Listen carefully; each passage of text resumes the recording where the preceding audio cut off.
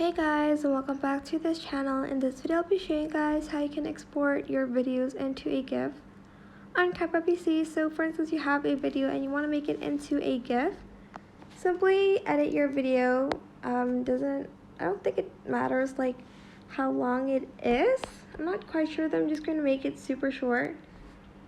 We'll like try to make it short here, and then select export, and then if you see, hold on, can I not export it? Okay, there you go. Press the export button, and instead of selecting the video, select the GIF one and select standard. You can select ultra high, but you'll need the pro feature, and then you can just select save to device. I hope this tutorial was helpful for you guys. Don't forget to like, comment, share. Also subscribe to this channel if you haven't done that already. If you have any questions, just leave it in the comment section down below and I'll try my best to answer them all for you guys. And if you found this video helpful, please click the thanks button above the description box down below. Thank you so much for watching. Bye!